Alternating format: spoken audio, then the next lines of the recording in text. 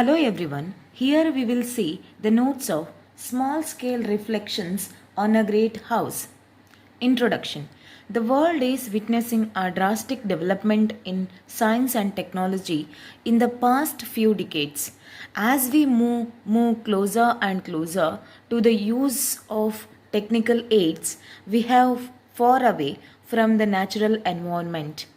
Further, this leads to the dependence of the technical aids for everything. Though the development of such technical aids saves a lot of time, the physical involvement of humankind has gone in the descending order. But the technologies what we use in the present world ideas for our generation. Small scale reflections on a great house. The poem Small Scale Reflections on a Great House, written by A.K. Ramanujan after the colonial era. The poem is analyzed from a post colonial perspective and tries to bring out the hidden as well as forgotten past traditions of our nation.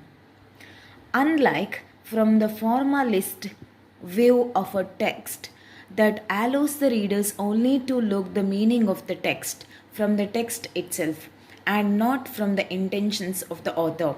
This poem was analyzed from the new historic perspective with a view of a historical dimensions having the contemporary society of the author in the mind during the production of this text. Moreover, when this poem is analyzed in a new historical perspective, the reader can understand that it is not just a poem only for reading, for pleasure, sort of poem, but also the poem that has summarized the 2 centuries of history of the Indian subcontinent. When reader is aware of the background of the freedom struggle of colonized India, this poem would definitely give him or her a feel towards the country. With this dimension in the mind, the poem Small Scale Reflections on a Great House is analyzed to give the following findings that we can associate with the history of the colonized India and its characteristics. If we fail to analyze this poem without knowing the contemporary society of the author, it will only give us an outward meaning to the poem that may not serve as the core purpose of the particular poem. Thought most of the critics analyze this poem to give the meaning of this poem talks about a family's personal history. There is another dimension for the poem can be given, that is the poem has talked about the history of the colonized India. The great house mentioned in the poem can be taken as the Indian subcontinent. In this poem, the poet tries to bring out that most of the goods produced by the colonized countries have used the raw materials from India. But the fact is that these goods were sold to the Indian people for higher prices. They not only loot the raw materials from India, but also they looted along with them the great ideas and concept of the colonized. For instance, the concept of atom was said to be proposed by John Dalton in the early 19th century.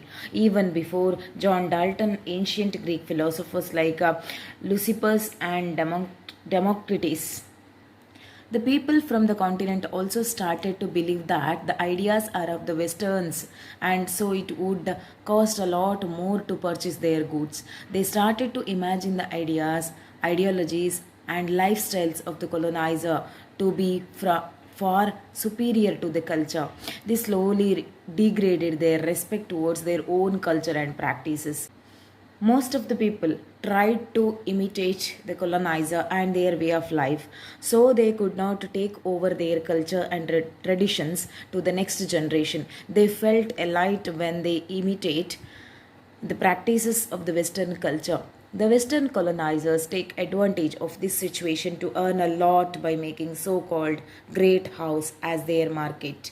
Almost all the concept and ideas that they brought in the country are taken raw from the here and modified according to their style. Similarly, the concept of aeroplanes in the western countries was introduced only during in 18th century, but even before that one of the great Indian epics, Ramayanam, has dealt with that concept of Pushpaka Viman, a heavy aircraft shaped as an eagle, and Jain text also have some mythological idea of aeroplanes. Even before the Westerners thought of some scientific ideas, our people have written epic literature on such concept. Even before Herbert George Wells, The Invisible Man, a concept of camouflaging, is found in the script of Siddharthas of our country when they researched on the herbs from the mountains of southern India. Most of the medicinal formulas used in the allopathy today are believed to have used the base formulas of Siddhas and Ayurveda medicines. There is a popular saying in Tamil, Vantarai Vazakam Tamil Nadu, which means that the people of South Indian state Tamil Nadu welcomes and helps everyone to lead better life by providing them with the various opportunities to take up the jobs and source to the various types of businesses. But this saying is not only restricted to Tamil Nadu, also as it is suited to the whole nation. Most of the ideas that come from the outside of the house stay here are beliefs.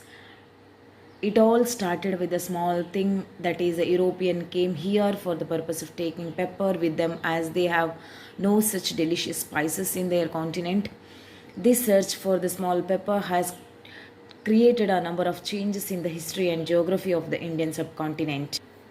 That is why when foreigners came to India to trade, the people of our country accepted them, which later became a game change of history of the country. Slowly the trader became the rulers and they took all the ideas and resources from the land of India. The ideas that they took the Indian subcontinent were travelled overseas and returned the same place with many alterations. And these alterations caused a lot of money from the people of the mother India. Though the ideas are takes from the India, the end products being sold in India itself for higher price. The most painful thing is even the people also are in dresses that they have to accept them as it is. The end product that returns to the country becomes a hybrid that shows us that most of the things in the colonial period became hybrid of the native culture and the culture of the colonizer. The poet A.K.Ramanujan picturizes these through the lines. And also anything goes out will come back, processed and often with long bills attached, like the pebbles of cotton shipped off to invisible Manchesters and brought back mailed and folded for a price, cloth for our days. Through the 90 lines of this poem, Ramanujan has summarized the status of British India. Ramanujan has written this poem in free verse without any rhyme, which can be considered as the image given to the India without any happiness. When there is no rhyme to the poem loses its musical pattern. When there is no freedom, the country loses its own way of life. The British government made a lot of laws that were against the growth of Indian people. But some people argue that whatever advancement that we have today are all because of them, including the railway. In fact, the railway lanes and other advancement are made only in order to support their trade into the Indian subcontinent. With these advancement, they plundered all the wealth from India and made profit out of it. At the end of the poem, the example that the poet has given takes a darker turn. The poet has used much alteration to enhance the quality of the poem, thereby making the readers to get involved in the poem. The main goal of this poem is to make profit out of their colonial countries. For this purpose, they made many laws and rules which would support the welfare of their supporters and pave way for the discouragement of the people who oppose them. Some of the most important things that come into the house and stay there are beliefs. In one example, the speaker describes how the women are made to follow traditional gender roles, and in another, how our neighbor brought a dish of sweets for a god's wedding anniversary. Towards the end of the poem, the example takes a darker turn. The speaker starts to talk about war and the man in the family who have gone off to fight. One man went as far as the Sahara, but came back gnawed by desert foxes. This seems like quite a depressing thing to have happen. But the second man the speaker mentions come back in body alone. He died while fighting and had a complicated route back to the house. Despite the distance, he did come home, and this is the main theme of the poem that nothing is meaningless in the family. All these quirks, bites of trivia, and important history being belong to the home and cannot be separated from future generations. Small scale reflections on a great house speaks about community and the dishes which were brought in by neighbors. Nothing is in the poem is temporary. Everything so far at least has happened in the past. The neighbors brought a crazy sweets a few days ago for the wedding anniversary ever got. This speaks to the predominance of the Hindu religion throughout India, but also gives the spirituality act of feeding a god or feeling of a common place. The dishes have been left behind as though they were dishes for any living person. This poem begins with the reiterating the fact that these dishes, along with everything else, are never going to leave this house they entered. Less tangible epilepsy in the blood does not easily leave at home. This is very clear reference to the family history and tradition.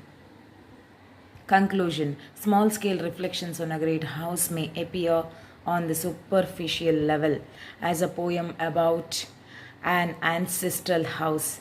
Nevertheless, it signifies considerably the great Indian culture. The house is said to possess an incorrigible property of letting anything into its confine without allowing it to go back.